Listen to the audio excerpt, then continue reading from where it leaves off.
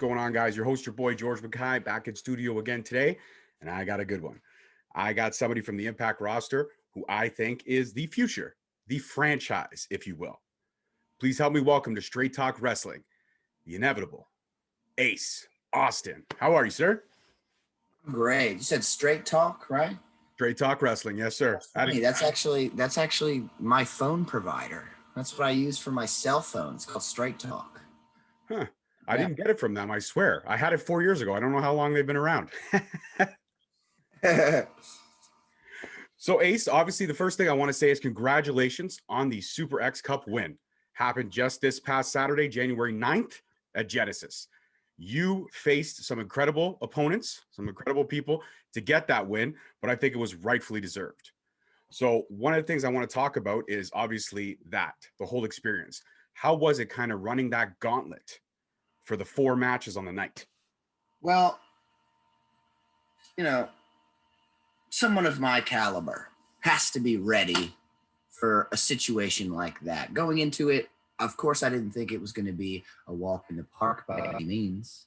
But I think the biggest thing to take away from that tournament is like, man, I'm really pushing this inevitable thing because I want people to understand just what the weight that phrase holds. You know, it means that I can't be stopped. It means that that there's no way I'm going to be put down ever. I can't be. And I think that the evidence is the proof is in the cards right there. I'm able to hit the fold from anywhere. Go ahead and watch that tournament back. I finished all 3 matches with 3 different folds. When it hits, it's done. You did. You faced Suicide in the first match, Cousin Jake in the second in the semifinals, and Blake Christensen in the finals. Out of all 3 opponents, who would you say was the most challenging for yourself?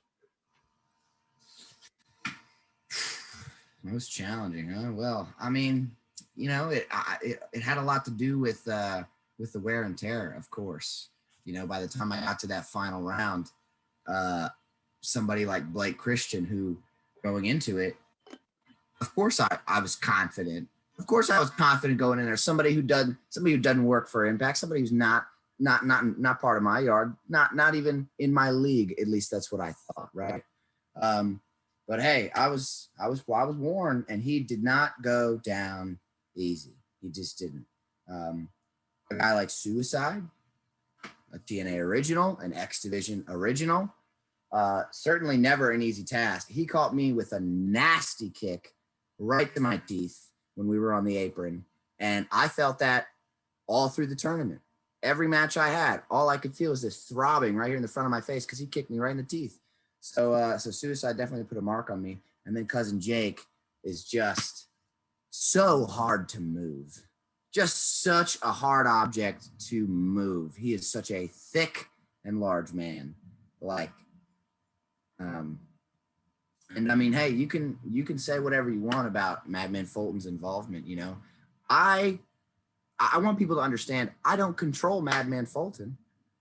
We don't go out there with this plan, this master plan. I don't tell him, hey man, make sure do this or do this or do this or do that at this time.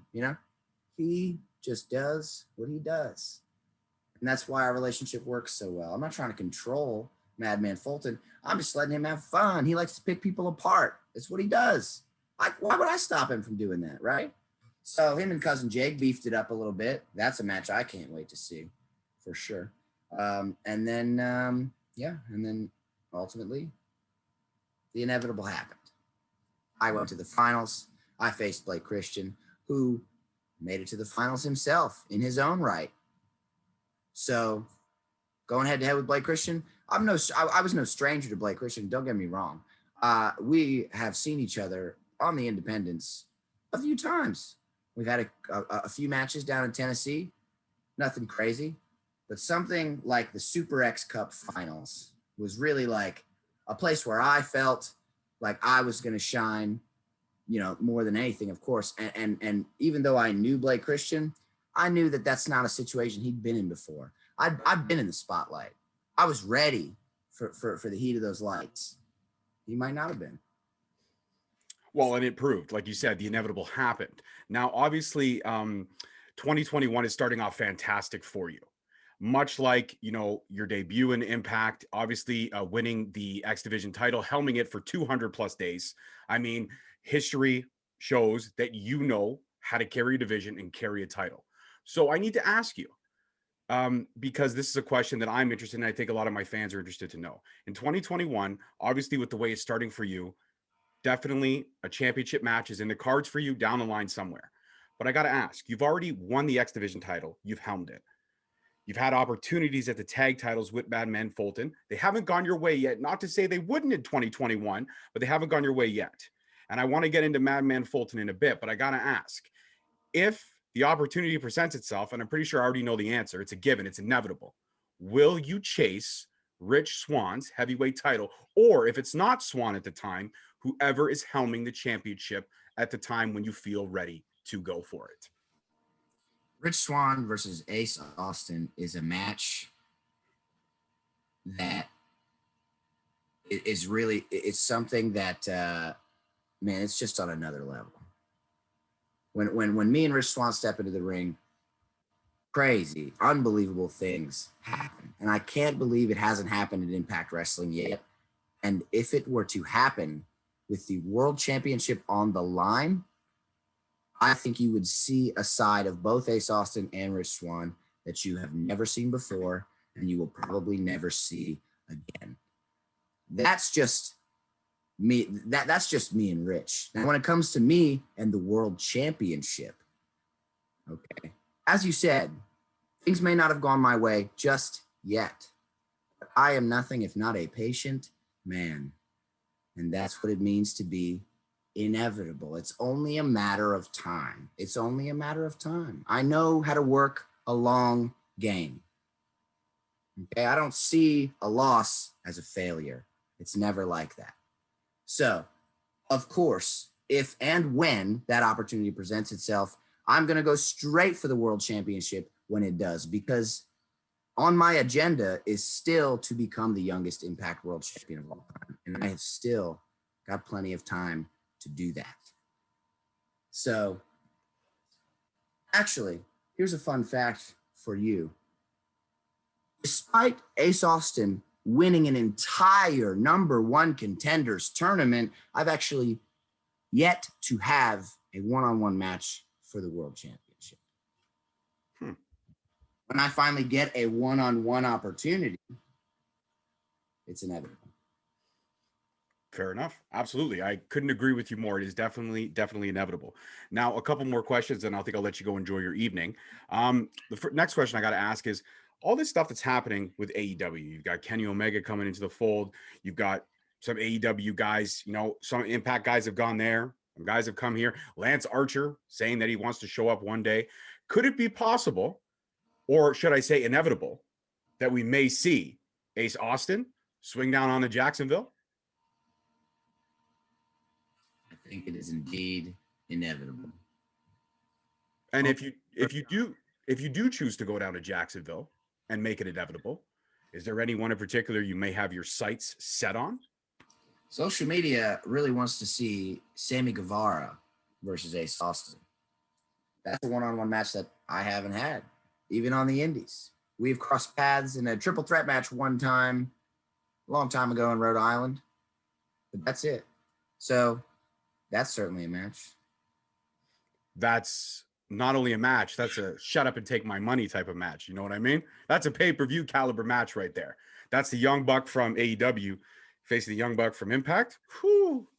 Man, that's got all kinds of 10 stars written all over it. 100%. You two would push each other to the limit.